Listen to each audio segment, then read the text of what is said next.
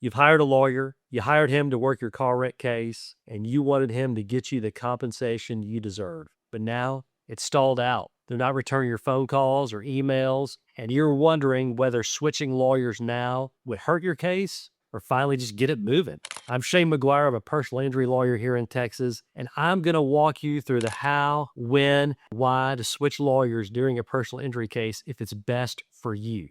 You know, hiring a lawyer, you're hiring someone in a position of trust. You're hiring them because they have expertise in how to build a claim, how to negotiate a claim, how to represent you, and you're hiring them because you don't know how to do those things. And during that process, it happens that sometimes you hire a lawyer that in East Texas, we call it you don't G-haul with that person. Okay, just don't work right. Maybe they're not returning your phone calls. Maybe they're curt with you, or they shouldn't be. Maybe they're not answering all the questions that you have. Most of the time, biggest complaint about lawyers, you see it every year in the Bar Journal, the biggest complaint clients have about lawyers is lack of communication.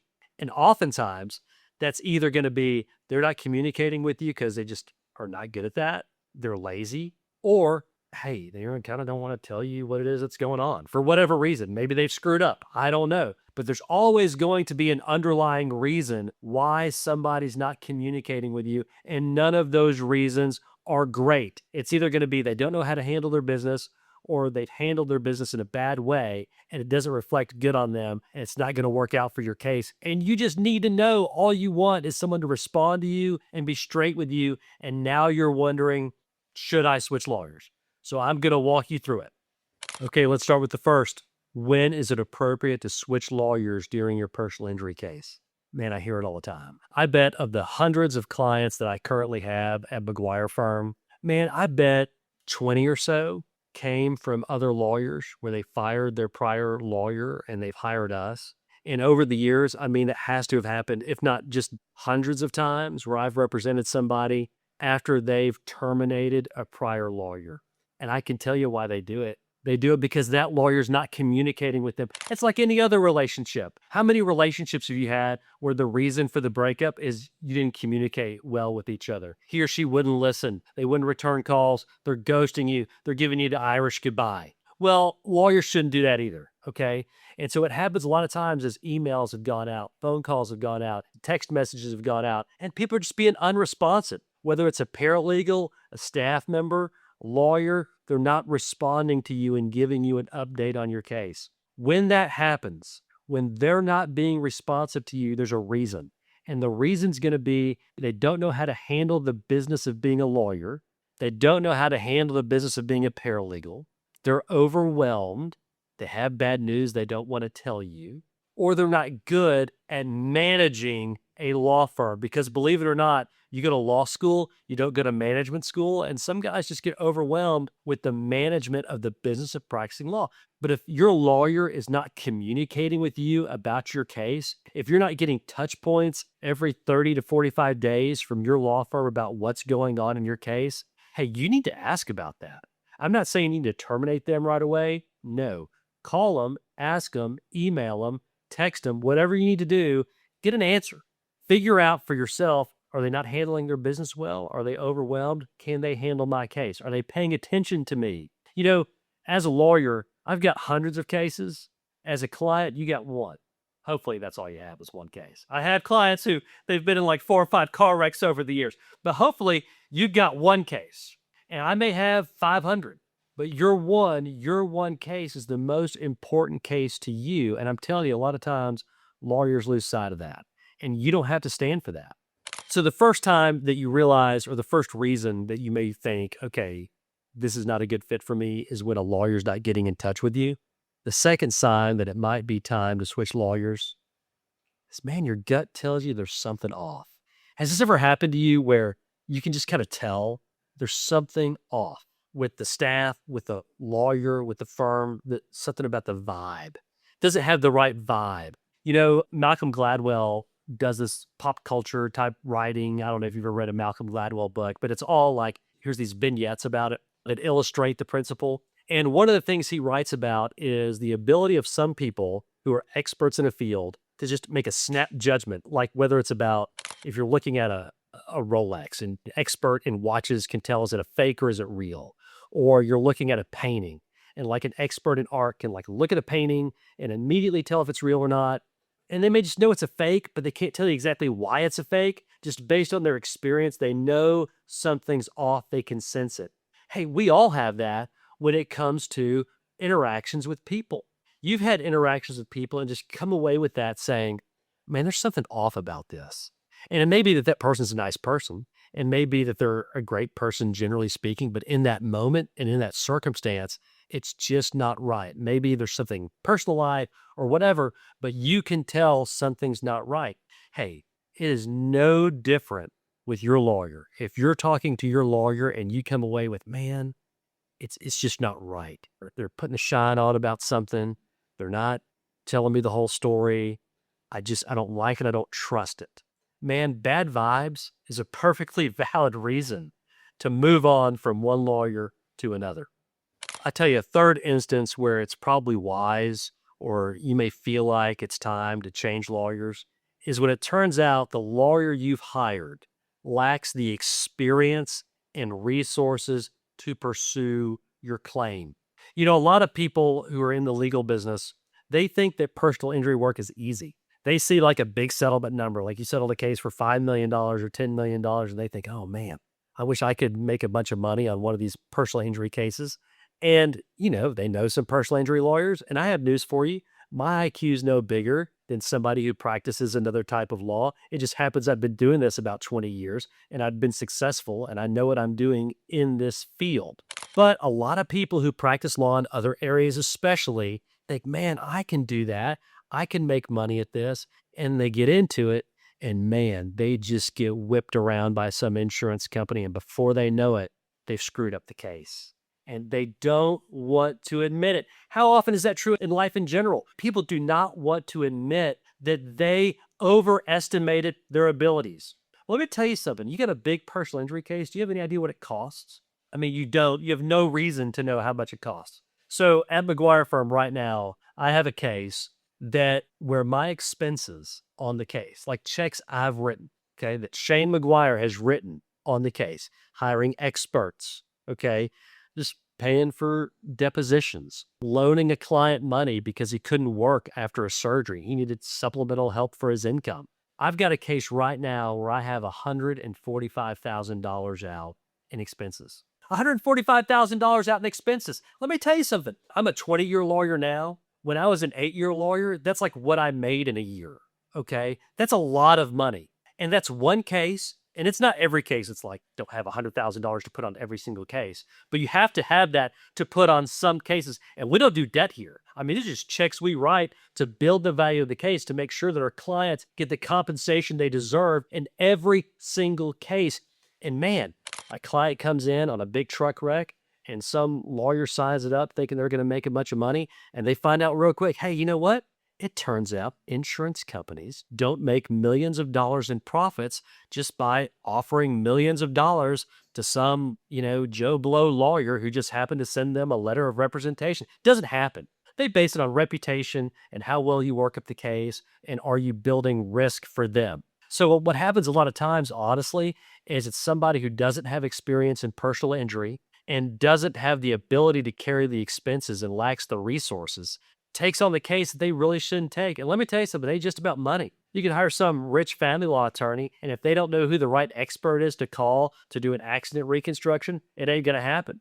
You can hire a rich criminal law attorney who has the money to pay for the expenses on a case, and if he doesn't know who to hire as a life care planner to map out the future care and needs you're going to have as a result of the wreck, it ain't going to happen. So you have to have the experience and you have to have access to the resources, both financial and the experts, the team you're going to need to build up the value of the case. Okay, here's the fourth one, and you're going to love this one. It's going to seem so axiomatic. It's going to seem so obvious, but I am telling you, it happens. The fourth time you know you might need to move on from your lawyer is when he has a conflict of interest.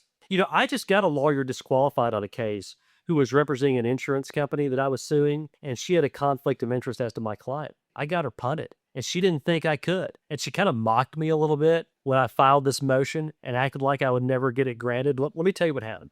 So my client, he originally was sued by somebody. And the law firm the insurance company hired to represent him, they did a bad job. And ultimately, some part of the case settled, but it left him hanging out there with no insurance proceeds left. And so he comes to me and hires me. I sue the insurance company.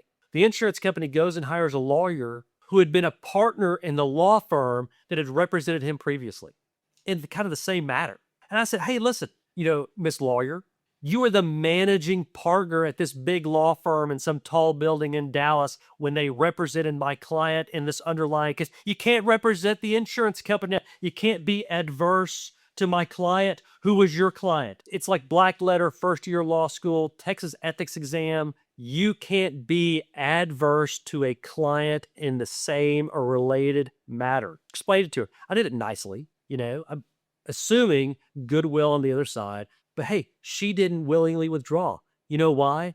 Money. She wanted that paycheck from the insurance company. She got greedy. That's what happens to people. They get greedy. Listen, I've had other cases where another law firm has a case, and this actually happens pretty frequently, where there's a wreck and it's a bad wreck, and they'll represent two people in the wreck. And man, one of those people kind of has a claim against the other one, but there's some other company out there that they can both sue. And the lawyer thinks, I'll just represent both of these people and go after this other company. You can't do it unless they sign a waiver of conflict in the instance that one of your clients has a potential claim against the other. I'll tell you where it happens. It happens if there's a car wreck and you have a passenger and a driver, and the police officer says, you know what? The driver of each vehicle is partially at fault. Passenger's not at fault. Passenger's sitting there, watching YouTube on their phone as they're driving the car or riding in the car. But hey, that passenger may have a claim against her mom or her friend or whatever, and also against the 18-wheel driver. And in that circumstance, the same lawyer just can't represent the driver and passenger unless they sign a waiver. And you shouldn't do that. You should refer one of those people out. And sometimes people don't do it, and then they get jammed up. And then it turns out, oh my gosh, I've committed malpractice because of this or that. I waived the claim that one of my clients had, and they left $50,000 on the table, $100,000. You can't do it. Don't do it. If you think your lawyer has a conflict of interest, email them and say, hey, I was just looking at this. Are you conflicted? It may be that you're mistaken and they're not conflict, and he can walk you through why. But man, if they are, they are. You can't unwind it, and that's a good time. It's a good kind of red flag for you that maybe you ought to go hire somebody else. Okay, the fifth sign that it might be time to switch lawyers in your personal injury case, if it's just standing still. In my office, here's our philosophy. You're either doing something or you are waiting on a response to something you've done. Here's what I mean by that.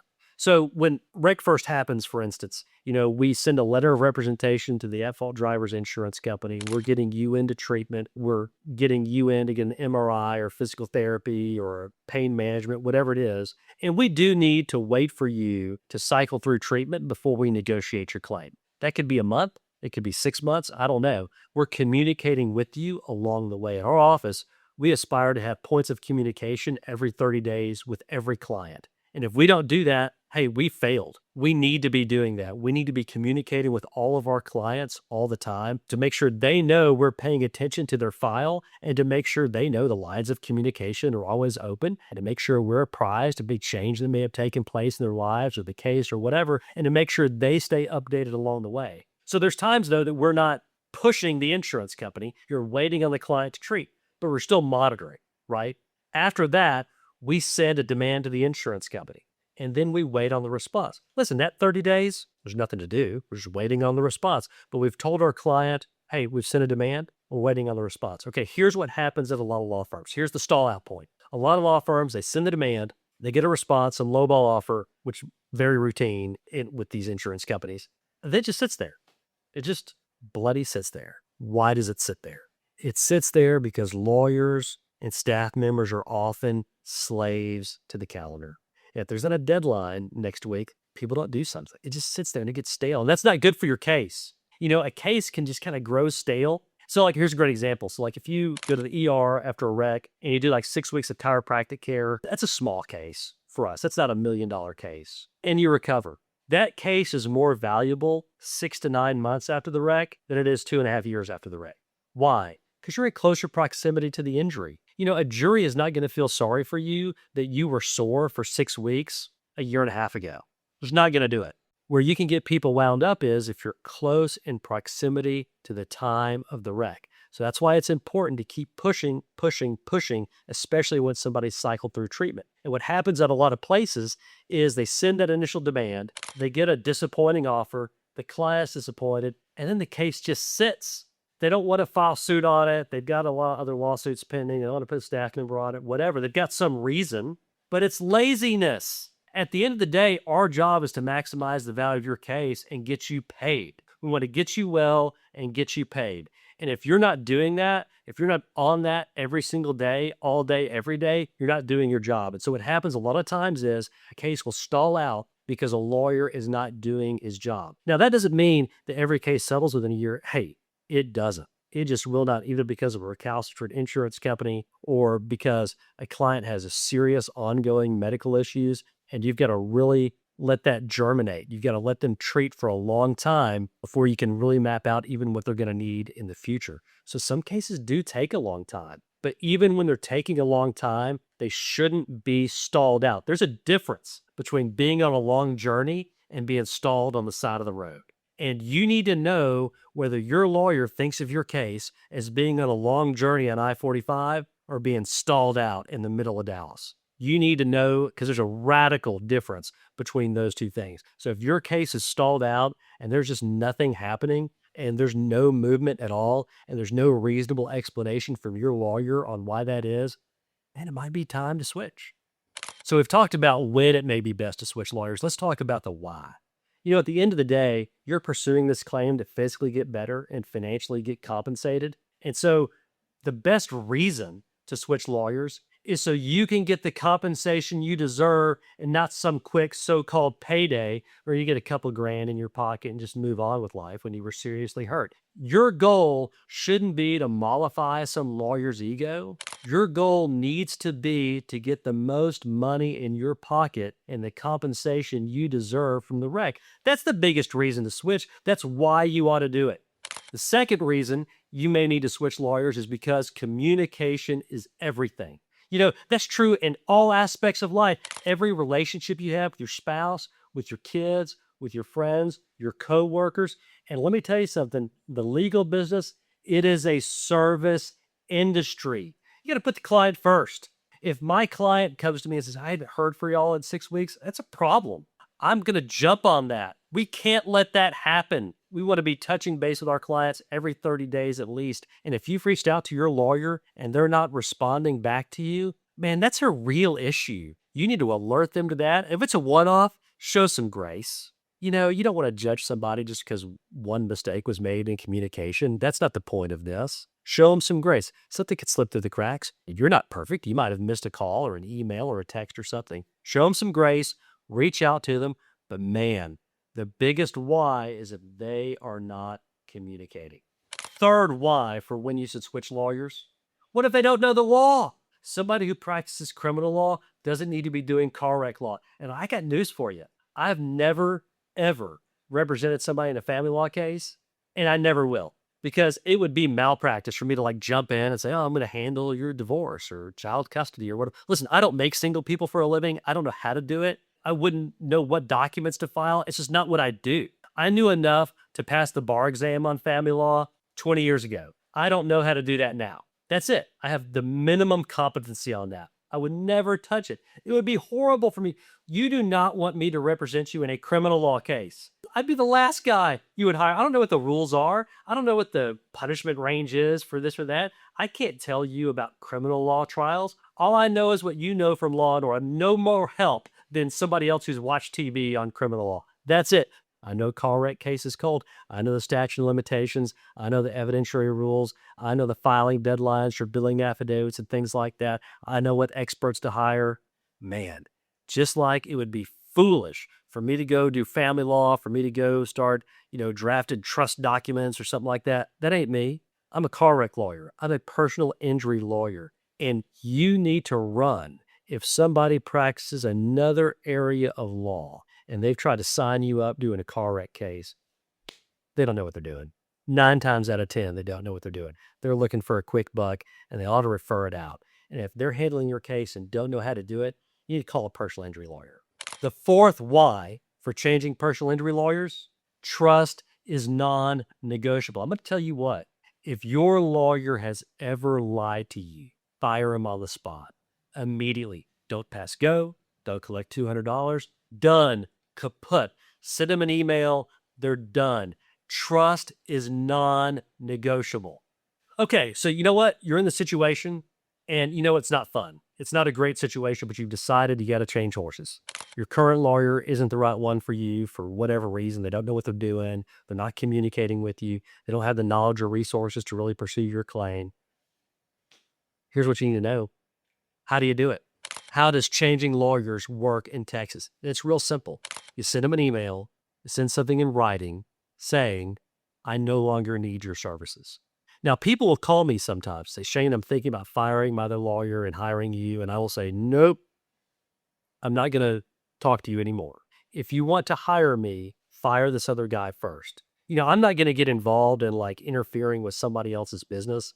If you've decided to change, change. If you decided to terminate this other guy, terminate him. If he's not the right fit, he's not the right fit. Okay. Nothing I'm going to say is going to make him the right fit. If you've decided you're done with him, fire him. And then call me or call another personal injury lawyer to hire them. They're not going to talk to you. The new lawyer is not going to talk to you until after you've terminated the prior counsel. So you've terminated the prior lawyer, you hire a new one. Now, if I'm you, here's one of the concerns I have. Is it going to cost me more money? It's a contingency fee business. I charge a percentage of the recovery. And if I'm a client and I've changed lawyers, I'm always going to wonder, hey, I agreed to pay him a percentage. I'm agreeing to pay you a percentage. Am I going to be left with zero? And the answer is no. Like what happens, it's going to be one of two things that occurs. If you fire that lawyer because he had a conflict of interest or he lied to you or he's a total derelict or whatever, he's probably not even going to try to maintain a fee interest on the case anyway. Just won't do it. It's too embarrassing for him to try to do it because the evidence is there that he didn't know what he was doing or didn't treat you right or whatever. In other instances where it just wasn't the right fit, you may just be like, man, I still like this guy. I'm just not getting along with this person. So I'm terminating can't really articulate it. I'm just going to move on to somebody else. I think it's going to be a better fit for me and better for my case in the long run.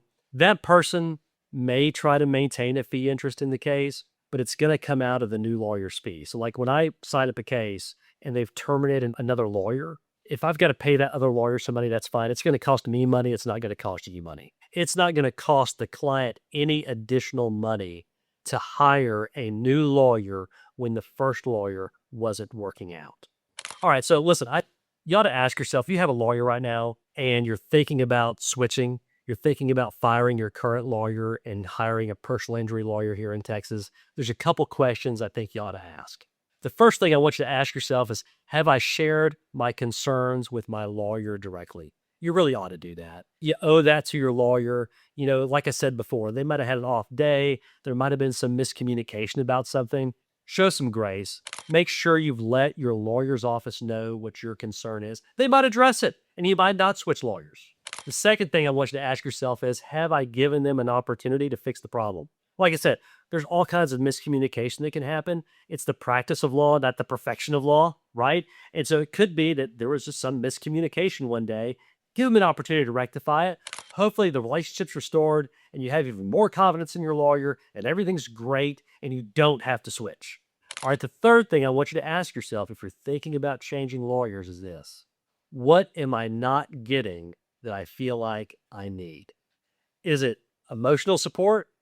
Is it updates? Is it treatment? Is it money? What is it? Is it just confidence? Ask yourself, what am I not getting that I need to be getting? And then ask yourself, okay, can a new lawyer get that for me? If it's a better result, hey, it might be, another lawyer can get you that. If it's, I need a shoulder to cry on 30 minutes a day, every day, hey, no lawyer's going to have that time to do that, buddy. You got to do something else. But there are times it really helps to be able to articulate, what am I not getting that I need? And then you can figure out, okay, is this new lawyer going to be able to get that for me? And frankly, it'll be helpful when you hire that new lawyer to articulate that to him. All right, the fourth thing I want you to ask yourself if you're thinking about switching lawyers is this: man, is this a serious issue or is it completely frivolous? Like, why am I doing this? Okay. If it's serious, hire a new lawyer. But if it's just frivolous, if it's just silly, if it's dumb, hey, work it out. Call the paralegal, whoever you had an issue with. If you just missed one email, whatever, just work it out. Don't be quick to fire. Just think about it. Because at the end of the day, what matters most is getting the compensation you deserve. If that lawyer's going to fight for you and do everything he can to make that happen, a one off, like what issue, work through that. But if you determine that it's not just a one off, it's not just like a missed email, like something minor, but that person really doesn't know what they're doing, they're not managing their business well, and the mishap with you is indicative of that, hey, you really do need to think about switching lawyers. All right, the fifth thing I want you to think about, that I want you to ask yourself, thinking about switching lawyers, is there another lawyer out there I can believe in? You don't want to trade one person you don't trust for another person you don't trust. It's not helpful. It's not going to make you feel better. It's not going to make you more money. That's silly. Make sure you've got somebody out there you feel like, you know what? I feel like that guy's going to shoot me straight. I feel like that guy's going to be honest with me. I feel like that guy's going to get me the treatment I need and the compensation I deserve in this case. And I feel like I can get along with him and I trust him. Make sure you're going to go to a lawyer you can trust who's going to get you the most money for your claim. Okay, I want to tell you a story about somebody who fired a lawyer and then hired me. I've got a bunch of them, but I'm going to give you one that's just illustrative of what can happen. So this lawyer was in a truck wreck, in an 18-wheeler wreck, and he hires a lawyer in another town. And, things are going fine. He's getting treatment. But my client was at work when this wreck happened. He was on the job. Wasn't his fault, but this 18-wheeler hit him while he was on the job. And so what happened was he also had a workers' comp claim. Now, I don't do workers' comp, and neither does that other lawyer. And so he called that first lawyer and said, hey, I need to make a workers' comp claim. And that lawyer said, hey, we don't do that. You'll have to look up on the internet, workers' comp. So somehow he finds me. I don't do workers' comp, but he calls me and he says, hey, I was in this 18-wheeler wreck and I need somebody to do workers' comp law. And I said, I don't do that area of law. Let me tell you, did somebody represent you on this 18-wheeler wreck?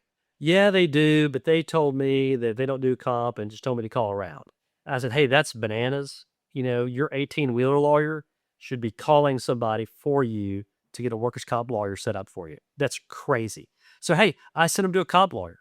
I didn't get a referral fee on that or anything. I said, hey, call this guy and he'll take care of you. And you know what? The guy I sent him to did take care of him, took care of his needs, got him what he needed.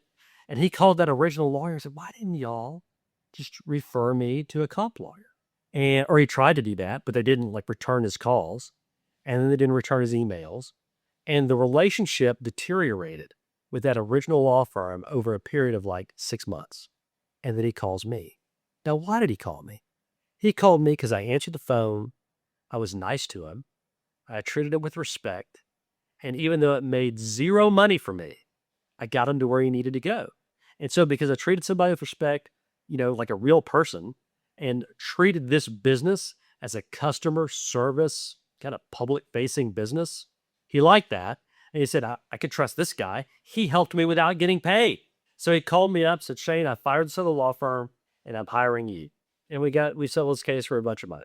And I don't know if that other law firm could have done that or not, but they were never going to have the opportunity to do that because they didn't return the guy's phone calls and they didn't take care of him on the simple things that concerned him on the front end. So when you're hiring a law firm, make sure that they listen to you, that they address your needs, and they're not solely focused on the thing that makes that law firm money, but they will also focus on the things that meet your needs as the client. Okay, if you fired your lawyer, you need to hire a new lawyer quickly. You really do. If it's before litigation has started, there's all kinds of reasons to do that. Things we've discussed in other videos like memories of witnesses fade, evidence can be lost depending on what kind of case it is. That may be really material. It could be that you stalled out on your treatment once you don't have a lawyer who's letting you treat under a letter of protection anymore. Hey, there's all kinds of bad things that can happen even pre-litigation. Go hire a lawyer quickly. And let me tell you something. If it is in litigation, buddy, you better hire a lawyer the next day, because when that insurance company sees that you fired your lawyer, first thing you're going to do is start setting procedural traps to try to get your case dismissed. And you don't want to deal with that. Go hire a new lawyer quickly to preserve the value of your case. Okay, so how do you hire the new lawyer? It's easy. Once you have fired the prior lawyer, call the new lawyer. He'll meet with you, sign an engagement agreement just like you did with the prior lawyer. And then that new lawyer is going to send a letter of representation to the insurance company, to all your healthcare providers. If it's already in trial, if there's a lawsuit, in other words, it's already been filed, just file a notice of appearance in that court. Happens all the time. A notice of appearance is a form, doesn't cost you anything. Lawyer files that, judge sees it, signs off on it, new designation of lead counsel, nothing missed. But you got to do it quickly.